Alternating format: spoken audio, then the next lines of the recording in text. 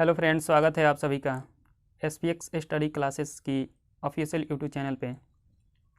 जैसा कि हम लोग पिछली क्लास में टॉपिक जो है मैथ का, वो उसमें हम वास्तविक रियल नंबर के बारे में पढ़ रहे थे। ठीक है, तो पिछली क्लास में हम लोग इतना जान चुके हैं कि रियल नंबर क्या होती है। ठीक है, उससे संबंधित प्रश्नावली 1.1 है, उसके सारे क्वेश्चन हम लोग सॉल्व कर चुके हैं। ठीक है, तो इस सेशन में, आज का जो सेशन होने वाला है, इसमें हम लोग जानेंगे प्रश्नावली 1.2 के बारे में। ठीक है, तो उसमें कुछ कॉन्सेप्ट है वो हम जानेंगे कि किसी संख्या का कैसे हम LCM फाइंड करते हैं। ठीक है, गुणनखंड कैसे करते हैं, गुणनखंड संख्या क्या होती है, अभाज्य गुणनखंड संख्या क्या होती है, तो ये जानेंगे। उसके बाद से हम लोग प्रश्नावली 1.1 का क्वेश्चन सॉल्व करने वाले हैं। ठीक है, तो चलिए लेक्चर स्टार्ट करते हैं बिना किसी देरी के, और आई होप आप लोग को अच्छा लगेगा। ठीक है, और इससे संबंधित कोई भी अगर जानकारी होगी या कोई भी डाउट होगा तो आप लोग को कमेंट कीजिएगा। ठीक है, तो चलिए आज का हम लेक्चर शुरू करते हैं। सबसे पहले हम जानेंगे कि LCM क्या होता है। तो LCM जानने से आइए हम जानते हैं कि LCM कहते किसे हैं। ठीक है, बात करते हैं यहाँ पे हम LCM की। ठीक है, LCM इसकी फुल फॉर्म की बात करें, ठीक है, तो लोवेस्ट कॉमन मल्टीपल। ठीक है, लोवेस्ट कॉमन मल्टीपल। आप लोग को पता होना चाहिए कि मल्टीपल मीन्स होता है गुना।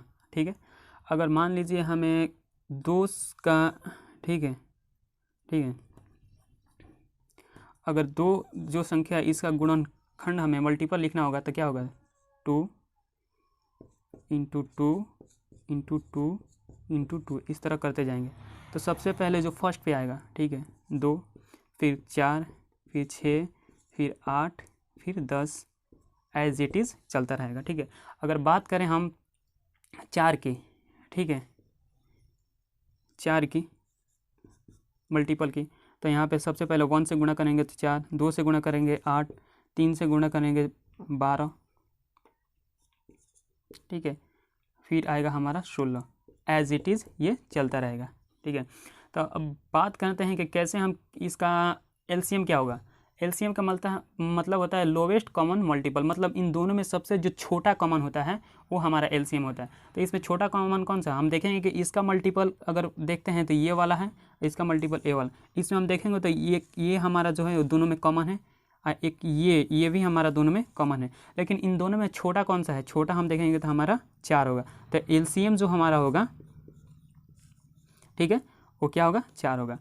ऐसा आप लोग को नहीं समझ में आया, चलिए बात देख लेते हैं कि दूसरे तरीके से 2 और 4 का अगर LCM इस तरह से लेते हैं तो सबसे पहले छोटी संख्या से अब 2 से इसमें हम भाग देंगे। 2 से जाएगा एक बार में, ये जाएगा 2 बार में, ठीक है, फिर ये 2 से जाएगा 1, ठीक है, 2 इंटू 2 करते हैं 4। LCM हमारा क्या हुआ, इन दोनों संख्या होगा, ठीक है, LCM हमारा क्या होगा, 4 आ गया, ये हमारा LCM हो गया। आप लोग समझ गए हैं कि LCM क्या होगा। ठीक है, तो बस अगर कोई संख्या है, ठीक है, LCM आप लोग समझ गए कि LCM कैसे फाइंड करते हैं और क्या होता है लोवेस्ट कॉमन।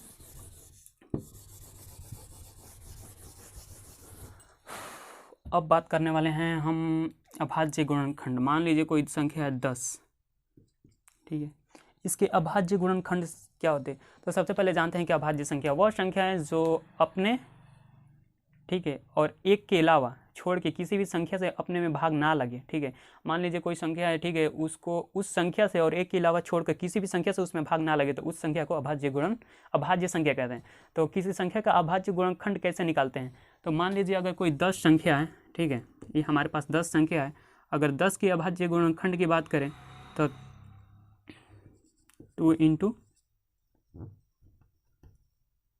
2 में 5 अगर करते हैं, ठीक है, क्या हुआ, ये ऐसी संख्याएं हैं दोनों जो अभाज्य है, मतलब इसमें इसके अलावा किसी और संख्या, इसमें और इसमें इनके अलावा और एक के अलावा किसी और संख्या से भाग नहीं लग सकता। ठीक है, तो ये जो संख्याएं हैं वो अभाज्य संख्या है। तो अभाज्य संख्या की बात करें तो 2 हो गया हमारा, 3 हो गया, 5 हो गया, 7 हो गया, फिर हमारा 11 हो गया, 13 हो गया, ठीक है, ऐसे 17, ये सारी को जो क्या है, ये अभाज्य संख्या है। अभाज्य संख्या मतलब इनमें एक और इनके अलावा किसी और संख्या का अगर साथ में हम भाग देंगे किसी संख्या से तो पूरा पर नहीं कटेगा। अगर यही हम 6 से भाग देते हैं 2 से, 3 बार में पूरा कट जाएगा। मतलब कि ऐसी संख्या जिसमें भाग नहीं है तो इसको हम अभाज्य गुणनखंड, अभाज्य संख्या बोलते हैं, ठीक है। अब इन्हीं संख्या का उपयोग करके किसी संख्या का अभाज्य गुणनखंड कैसे फाइंड करते हैं तो आइए हम जानते हैं, ठीक है। मान लीजिए आपके पास कोई संख्या 24, ठीक है। इसका अभाज्य गुणनखंड निकालने के लिए आप क्या करेंगे, सबसे पहले आप देखेंगे कि सबसे छोटी संख्या कौन सी है जिसमें ये भाग इसमें लग जाए, तो आप देखेंगे 2 से। क्यों 2 से इसमें भाग लग जाएगा, क्यों 2 से भाग जाएगा, क्योंकि इसके अगर इकाई स्थान पर देखेंगे तो सम संख्या, सम संख्या का मतलब कि अगर कोई सम इकाई स्थान पर कोई भी सम संख्या है तो उसमें हम 2 से भाग लग सकता है, ठीक है। तो 2 से भाग इसमें जाएगा, ये 12। फिर देखेंगे इसमें इकाई पे हमारा सम संख्या है तो फिर ये जाएगा, फिर ये सम संख्या है तो फिर इससे आप देखेंगे कि इसका तो अभाज्य गुणनखंड 24 का अभाज्य गुणनखंड क्या हुआ हमारा 2 × 2 × 2 × 3, ठीक है। इसको और शॉर्ट फॉर्म में लिख सकते हैं कि 2 के पावर 3 × 3, ये हमारा अभाज्य गुणनखंड हुआ, ठीक है। बस यही था इन चैप्टर में। और चलिए तब इन्हीं पे बेस्ट क्वेश्चन है, ठीक है, आपके 1.2 का, तो उसको सॉल्व करते हैं और देखते हैं कैसे उसका आंसर फाइंड करते हैं। तो सबसे पहले हम आपको क्वेश्चन बता दें, ठीक है। तो इसको इरेज करते हैं।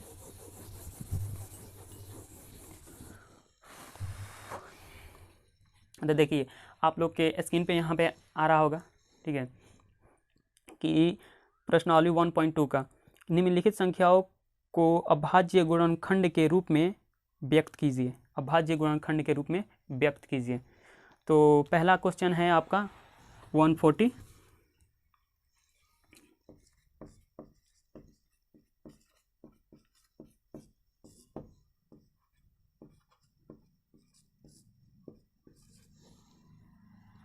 क्वेश्चन नंबर 1 का, ठीक है, कि किसका अभाज्य गुणनखंड फाइंड करना है हमें 140 का। देखिए इसका अभाज्य गुणनखंड फाइंड करने का सबसे जो तरीका है उसको हम इसको इस फॉर्म में यहीं पे लिखते हैं, ठीक है। इसको हम तो देखिए अगर इसमें हम गुणा करते हैं, इसमें हम भाग देते हैं तो इसके इकाई स्थान पे अगर 0 है तो इसमें 0 का मतलब कि इसके अंदर अगर इसके बाद कोई भी संख्या हो तो उसमें हमें 2 से भागता है। सबसे पहले हम 2 से इसमें भाग देंगे तो हमारा कितना जाएगा 70 होगा, ठीक है। फिर देखें इकाई स्थान पर 0 है, फिर इसमें हम 3 से भाग देते हैं, 2 से भाग देंगे तो ये हमारा आएगा 35, ठीक है।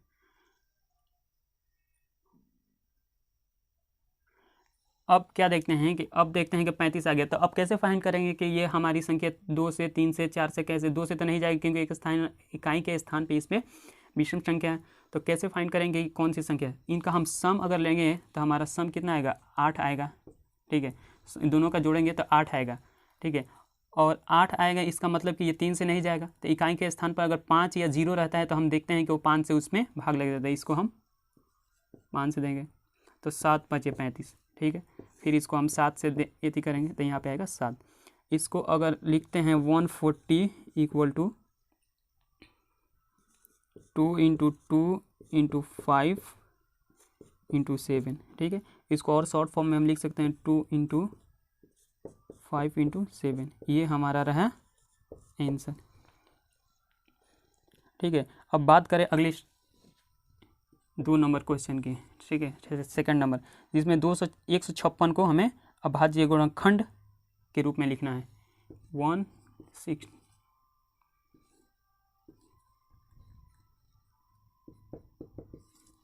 सबसे पहले हम क्या देखते हैं, सबसे पहले हम इसमें भाग देंगे सबसे छोटी संख्या हम देखते हैं कि इकाई के स्थान पर अगर सम संख्या है तो इसमें हमारी 2 संख्या से क्या होगी भाग लग जाएगी, ठीक है। तो 2 संख्या से अगर भाग देंगे तो ये कितना जाएगा, ये 7 8, 78, ठीक है।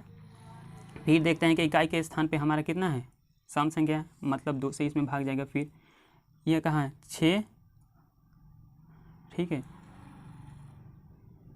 3, 9, 2 3 6 बचा 18, 9 दूनी 18, ठीक है। अब हम क्या देखते हैं, अब हम देखते हैं कि किस संख्या से इसमें भाग लगेगा। तो सबसे पहले इनका सम करते हैं। सम करने के बाद से देखते हैं कि अगर उस संख्या में अगर 3 से भाग लग जाता है, सम करते हैं 6 3 9 12, 12 में अगर 3 से भाग लग जाता है 12 आएगा, 12 में हमारा 3 से भाग लग जाएगा, 3 से भाग लग जाएगा, इसका मतलब कि इनमें हमारा 3 से भाग लगेगा। तो 3 से इसमें भाग देंगे तो 3 एकम 3, 3 3 9, ठीक है, ये इस तरह का आएगा। अब फिर देखेंगे कि इसमें हमारा 13 से भाग जाएगा, ठीक है। तब इसका 156 का अभाज्य गुणनखंड के रूप में लिखेंगे, क्या होगा, 2 × 2 × 3 × 13, ठीक है। इसको और शॉर्ट फॉर्म में लिखेंगे तो 2 के पावर 2 × 3 × 13, ये हमारा क्या हो जाएगा, आंसर, ठीक है। अब बात करते हैं 3800 क्वेश्चन नंबर 3। क्वेश्चन नंबर 3 की बात करें तो इसमें दिया हुआ है 3825, ठीक है, 3825।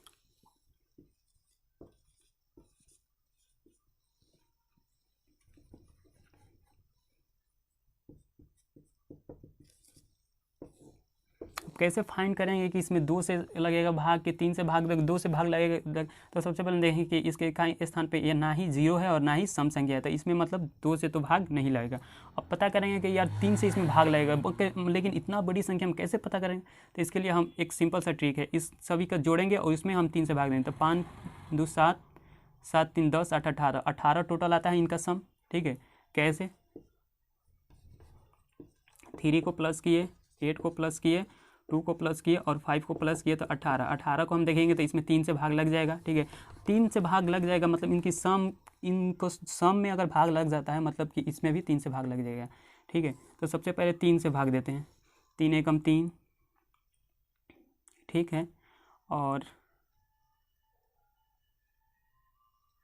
3 दूनी 6, बचा यहाँ पे 2 बचा, तो 7 3 21, 3 5 6 15, ठीक है, 1275।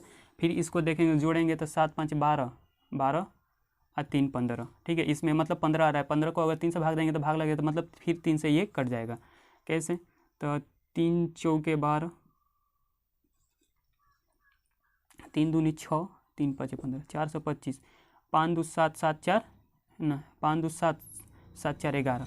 अब देखेंगे क्या कि ये 11 आ रहा है, मतलब 3 से अब नहीं जाएगा, ठीक है, इसका 11। तब कि देखेंगे कि इकाई स्थान में 5 है तो 5 से भाग रहे इसमें फिर जाएगा। 5 से अगर भाग रहे हैं तो 4 5 ना, 5 8 5 40, आप 50 25, ठीक है, 85। फिर देखेंगे कि किससे, इससे 5 में 5 आ रहा है तो फिर 5 से भाग लग जाएगा। कितना बार में जाएगा, 5 एकम 5, ठीक है, यहाँ पे 5 एकम 5 और 7 5 17 25 85, ठीक है। अब देखेंगे कि इससे भागने, इसके अलावा अब फिर 17 से जाएगा, तो इसका हम लिखेंगे अभाज्य गुणनखंड, तो वो क्या होगा, तो वो हो गया 3825 इक्वल टू 3 × 3 × 5 × 5 × 70, ठीक है। इसको शॉर्ट फॉर्म में और छोटा कर लेते हैं तो छोटा होगा 3 के पावर 2 × 5 के पावर 2 × 17, ठीक है। ये हमारा हो गया आंसर, ठीक है। आई होप आप लोग को समझ में आ रहा होगा कैसे क्या कर रहे हैं, ठीक है। अब बात करें हम कि हमारा क्वेश्चन नंबर जो है 5, ठीक है, 4, ठीक है। 4 नंबर क्वेश्चन हमारा है 5005,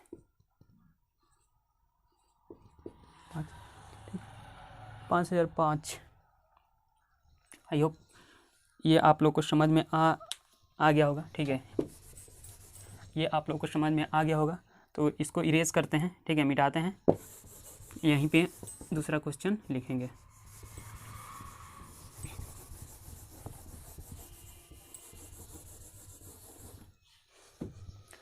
ठीक है, 505। क्वेश्चन नंबर 4 की बात करें तो इसमें दिया हुआ है 505, इसको अभाज्य गुणनखंड में। तो सबसे पहले वही करेंगे, 505 दिया हुआ है, इसको हम देखेंगे 2 से इसमें भाग नहीं देगा, 3 से भी जोड़ लेंगे, 3 5 या 5 10 नहीं कट रहा है 3 से, तो यानी का मतलब इससे 5 से जाएगा, 5 एकम 5, 1 1 2, मतलब 1 1 2 हो रहा है, इसका मतलब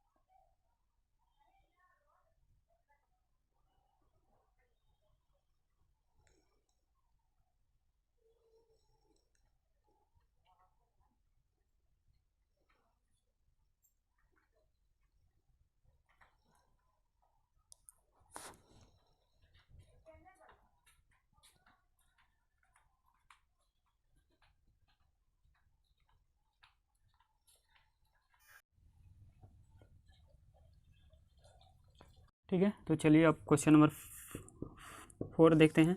क्वेश्चन नंबर 4 क्या बोल रहा है? क्वेश्चन नंबर 4 बोला है कि 505 5005 का अभाज्य गुणनखंड लिखे। तो सबसे पहले देखेंगे कि इसके इकाई स्थान पर 5 है, यानी कि मतलब इसको जोड़ेंगे तो 5 5 10, यानी 10 आ रहे हैं, 3 से उसमें भाग नहीं लगेगा, यानी 5 से इसमें भाग देना पड़ेगा। सबसे पहले 5 से भाग देंगे हम इसमें, तो कितना हमारे 5 एकम 5 0 0 5 एकम 5। ठीक है, अब देखेंगे कि इसमें कौन सी संख्या से भाग लगेगा। ठीक है, तो इससे लिए हम देखेंगे कि अगर 7 से भाग देते हैं, ठीक है 7, तो 7 एकम 7, 7 एकम 7, फिर बचेगा यहाँ पे 3 0 3 7 एकम 7, ठीक है, और 7 चौके 28, 7 त्रिका 21, ठीक है 143। अब देखेंगे कि इसमें कौन सी संख्या से भाग लगेगा। देखेंगे कि हम यहाँ पे 3 है, ठीक है, अगर जोड़ रहे हैं तो 8 आ रहा है, मतलब कि 3 से भाग नहीं, 5 से भी भाग नहीं लगेगा, 7 से भी भाग नहीं लगेगा, तब किस संख्या से देखेंगे, तब इसका देखेंगे कि अगर सम कर रहे हैं, ठीक है, तो एक आपको ये ध्यान में रखना होगा कि एक ही आता है पहचानने के लिए कि किस संख्या से भागे। इसको अगर सम करें, अगर बाईं से, देखिए दाहिने से अगर हम ऑड नंबर, ठीक है, और इवन नंबर, इवन प्लेस और ऑड प्लेस वाली जो संख्या उनका सम करके अगर माइनस करते हैं, अगर 0 आता है या जो संख्या आता है उसमें 11 से भाग लग जाता है, इसका मतलब कि उस संख्या में 11 से भाग लग जाएगा। तो इसका मतलब कि अगर हम इसका 1 + 3, ठीक है, अगर -4 करते हैं तो 0, इसका मतलब कि इसमें जो आएगा 11 से भाग लग जाएगा। तो अगर 11 से इसमें अगर भाग देखते हैं तो यहाँ पर क्या 11 एकम 11, यहाँ पे बचा 3, 11 3 33, ठीक है, ये आएगा 11 3 33। फिर इसको 13 से जब भाग देंगे तो इसको लिख सकते हैं हम, ठीक है, 5005 को हम लिख सकते हैं 5 × 7 × 11 × 13, ठीक है, ये हमारा हो गया आंसर। इसको और भी, बस अब अगला क्वेश्चन की बात करें तो अगला जो है वो है थोड़ा सा टफ है, ठीक है। तो 5 नंबर क्वेश्चन की बात करें तो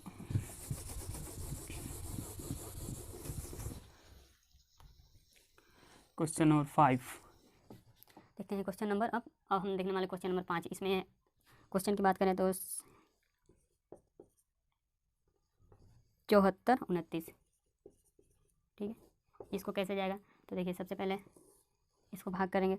सबसे पहले अगर 23 से भाग देते हैं हम इसमें, ठीक है, 23 से भाग लगेगा, तो 23 से भाग लगेगा तो इसमें आएगा 300, माफ़ कीजिएगा 323, ठीक है।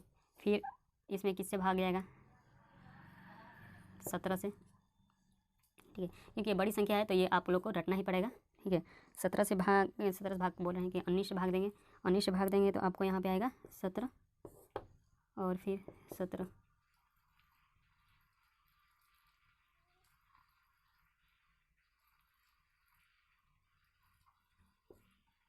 ठीक है, तो इसका अगर हम 74 29 का लिखें तो हाँ इसका क्या होगा 17 इंटू 19 इंटू 23। इसमें हमने क्या है, इसमें जो भी संख्या है क्या है अभाज्य गुणनखंड है, मतलब इसका किसी और संख्या से भाग नहीं रहता। ये हमारा हो गया आंसर। ठीक है, तो आई होप आप लोग को इतना कुछ समझ में आ गया होगा। तो चलिए अब बाकी जो क्वेश्चन है HCF LCM वाला तो वो हम लोग अगले क्लास में करेंगे। ठीक है, आई होप कि इतना आप लोग को समझ में आ गया होगा और मैं आशा करता हूँ कि बहुत ही ईजी तरीका में समझ में आ गया होगा। तो अभी के लिए इतना ही, और चलिए मिलते हैं नेक्स्ट वीडियो में। और हाँ, जाने से पहले एक आप लोग से रिक्वेस्ट है कि अगर आप लोग को हमारी वीडियो अच्छी लगती है तो प्लीज़ लाइक करें, और वीडियो से रिलेटेड या क्वेश्चन से रिलेटेड कोई जो भी जानकारी आपको जानना चाहिए कमेंट कीजिए, आपको उसकी जानकारी दी जाएगी, और चैनल को सब्सक्राइब कीजिए। तो चलिए मिलते हैं नेक्स्ट वीडियो में, अब के लिए बाय। तो चलिए मिलते हैं।